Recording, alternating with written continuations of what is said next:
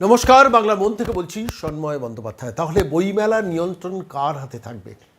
আজকে যখন এই প্রতিবেদন পেশ করছি তার কিছুক্ষণ আগে নবান্নের মুখ্যমন্ত্রীর মূল পরামর্শদাতা ডক্টর সুব্রত গুপ্ত তাঁর একটি নির্দেশিকা প্রকাশ্যে এসেছে, যেখানে 24 জনের একটি পরামর্শদাতা কমিটি হয়েছে বইমেলা পরিচালনার ক্ষেত্রে।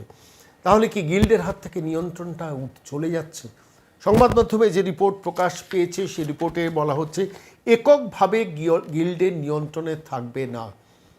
গিল্ডের নিয়ন্ত্রণেই তো বই মেলা পরিচালিত হতো। এবারে সেখানে publishers and book sellers guild, EZCC এবং ন্যাশনাল বুক ট্রাস্ট যৌথভাবে মেলার আয়োজন করবেন এবং 24 জনের পরামর্শদাতা তারা পরামর্শ দিয়ে এই বইমেলাকে সার্থকভাবে পরিচালনা করবেন।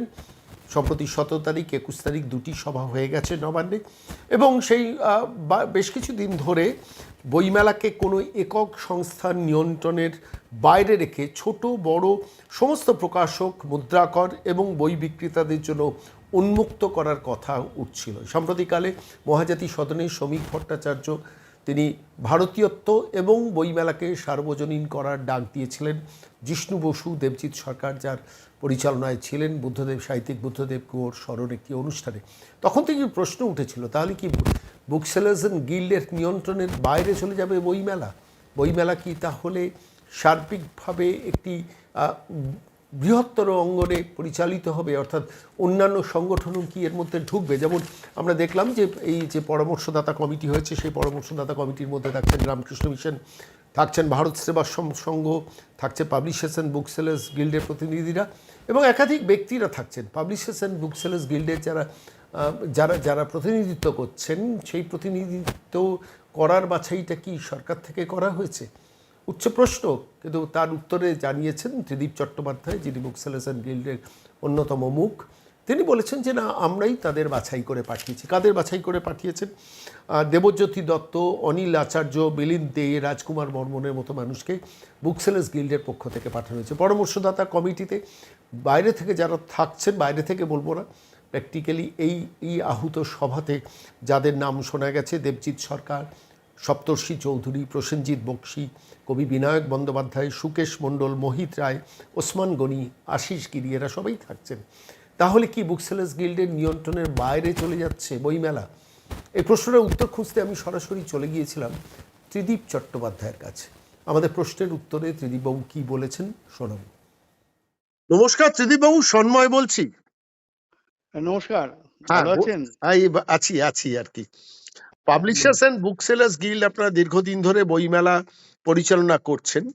সম্প্রতি একটি মানে আজকেই একটি সার্কুলার আমার চোখে পড়লো, যেখানে দাঁড়িয়ে দেখা যাচ্ছে যে 24 জনের একটি পরামর্শদাতা কমিটি হয়েছে এবং সেইখানে গিল্ডের বর্তমান সম্পাদক ত্রিদীপবাবু এবং সুধাংশুবাবু অনুপস্থিত রয়েছেন। এর একটা ইন্টারপ্রিটেশন হচ্ছে। আমি এইটা সম্বন্ধে আপনার একটু মতামতটা অবহিত হতে চাইছি, একটু যদি বলেন। বিষয় হচ্ছে, পরামর্শদাতা কমিটির কাজ হচ্ছে তারা উপদেশ দেবেন, তারা পরামর্শ দেবেন এবং গিল্ড যে বর্তমান যে গিল্ডের বুক ফেয়ার কমিটি আছে, তারা সবাই মিলে এই কাজগুলোকে যাতে সুষ্ঠুভাবে হয়।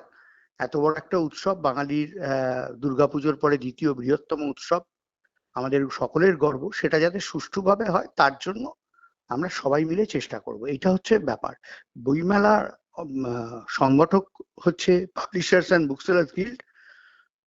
তার এক্সিকিউটিভ কমিটি যারা আছেন তারা বিভিন্ন সাব কমিটি হেড করেন। তার সঙ্গে থাকবেন EZCC, eastern zonal cultural centre, government of India, এবং ন্যাশনাল বুক ট্রাস্ট, যেটা অ্যাপেক্স বডি, যারা ওয়ার্ল্ড বুক ফেয়ার করেন। এই সংগঠন দুজন গিল্ডকে সাপোর্ট করবেন, কোলাবোরেট করবেন এবং গিল্ড 50তম বইমেলা আয়োজন করবে। এবং আমরা গিল্ডের পক্ষ থেকে অত্যন্ত হার্দিক স্বাগত জানাচ্ছি এই পরামর্শদাতা কমিটি। দীর্ঘদিন ধরে একটা বইমেলা চললে তাতে বিভিন্ন রকম হতেই পারে, অনেক মানুষের অনেক ক্ষোভ, বিক্ষোভ, ত্রুটি বিচ্যুতি হতে পারে। সেগুলো যদি পরামর্শদাতারা আমাদেরকে জানান এবং আমরা সেই মানে পরামর্শদাতাদের পরামর্শ বা উপদেশ অনুযায়ী বইমেলাটাকে সর্বাঙ্গ সুন্দর করতে পারি, তার থেকে আর ভালো কি হতে পারে? সংবাদ মাধ্যমে একটি ইন্টারপ্রিটেশন হচ্ছে এককভাবে গিল্ডের নিয়ন্ত্রণে থাকবে না। অর্থাৎ গিল্ড পরিচালনা করবেন কিন্তু এককভাবে নিয়ন্ত্রণে থাকবেন না, এ নিয়ে কিছু বলবেন? না, এ নিয়ে কিছু বলবো না, কারণ এককভাবে কোনোদিনই গিল্ড নিয়ন্ত্রণ মানে বইমেলা করেননি। যে হ্যাঁ। সরকার যখন ক্ষমতায় থাকেন সেই সরকারের সাপোর্ট ছাড়া বইমেলা হয় না। তো যখন হুম আগে আপনি জানেন যে আগে বামফ্রন্ট সরকার হুম হুম হুম 1993 সালের পরে 1995 থেকে কলকাতা পুস্তক মেলা বা কলকাতা বইমেলা তাকে সাপোর্ট করে এসছেন। তখনও সরকারের একটা ছায়া বা সরকার একটা পাশে থাকতেন বিভিন্ন সময়। আপনার মনে আছে যে বইমেলা পুড়ে গিয়েছিল, সরকার নিজে টাকা একদম পয়সা খরচা করে একদম। আবার নতুন করে হুম করে দিয়েছেন। কিন্তু যেটা বইমেলার বিউটি, সেখানে সব মত এবং পথের মানুষদের যে মুখপত্রগুলো সবাই থাকেন সেখানে।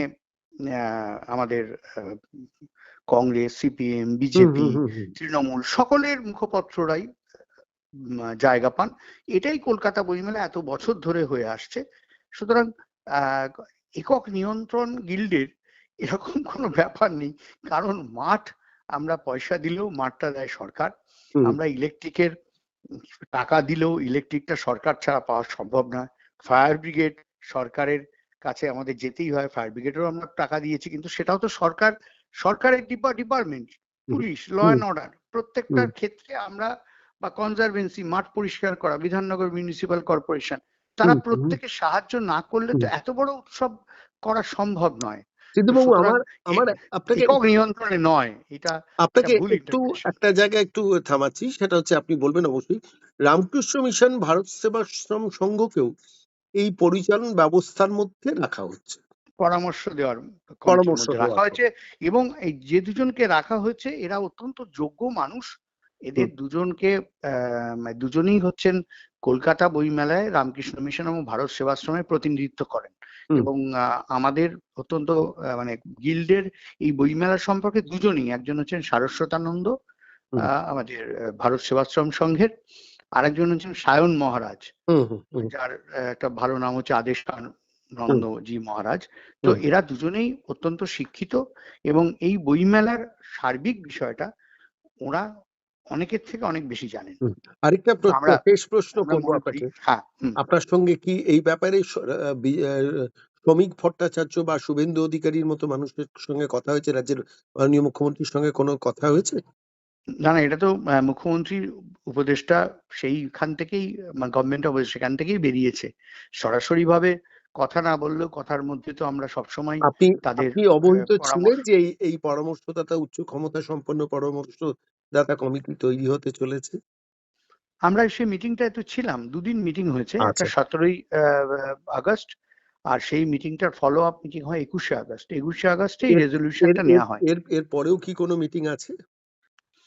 এরপরে এই পরামর্শদাতা যে কমিটি তারা নিজেদের মতো মিটিং এ বসার কথা আছে। আচ্ছা। সেটা আমাদের গিল্ডের যে প্রতিনিধিরা আছে তাদের কাছ থেকে আমরা জেনে নেব যে হুম। তারা কি এই মিটিং এ কি মানে কি বেরিয়ে এলো আউটকাম অফ আপনাদের দ্য মিটিং। আপনাদের গিল্ডের প্রতিনিধিত্ব যারা করছেন, সেটা কি আপনারা নিজেরা সিদ্ধান্ত নিয়ে তাদের পাঠিয়েছেন নাকি ওরা হ্যাঁ, সিলেক্ট নিশ্চয়ই। করে নিয়েছে? না, না, না, না, না, একেবারেই আমরা আমরা একদম ওই মিটিং এই হুম ওরা জিজ্ঞেস করেছিলেন যে গিল্ডের পক্ষ থেকে কারা কারা যাবেন। হুম। আমাদের সিনিয়র মেম্বার, অত্যন্ত সিনিয়র মেম্বার আপনারা চেনেন, দেবজ্যোতি দত্ত, শিশু সাহিত্য হ্যাঁ সংসদ, হ্যাঁ হ্যাঁ হ্যাঁ। সাহিত্য সংসদ উঠলাম আমরা প্রপোজ করি। রাজু বর্মন, রূপায়ণ কোম্পানি, তার প্রতিনিধি কলকাতা, হ্যাঁ, হ্যাঁ। তার নাম আমরা প্রপোজ করি। এরা সব তরুণ প্রজন্মের। মিলিন্দ তার পরের প্রজন্মের। শরৎ ইমপ্রেশন, শরৎ বুক হাউস, একাডেমিক বুকসে ওয়েস্ট বেঙ্গলের সবচেয়ে বড় প্রতিষ্ঠান, গিল্ডের সদস্য, এক্সিকিউটিভ মেম্বার, তার নাম প্রপোজ করি। আমরাই নাম প্রপোজ করেছি। আর আরেকজনের নাম প্রপোজ করেছি যিনি ওই মিটিং এ ছিলেন, সরকার তাকে ডেকেছিলেন, তার নাম অনিল আচার্য। এই চারজনের নাম আমরাই প্রপোজ করেছি। অনেক ধন্যবাদ ত্রিদীপ বাবু। আহ তাকিয়ে থাকবো আপনাকে পরবর্তী অনেক বইমেলার ধন্যবাদ। দিকে। হ্যাঁ, অন্তত বাংলার 50তম মানুষ। বইমেলা হ্যাঁ, আপনাদের সকলকে নিয়ে আমরা করব। ঠিক ঠিক। অনেক ঠিক ধন্যবাদ আছে, ত্রিদীপ বাবু, ভালো থাকবেন। ভালো থাকবেন।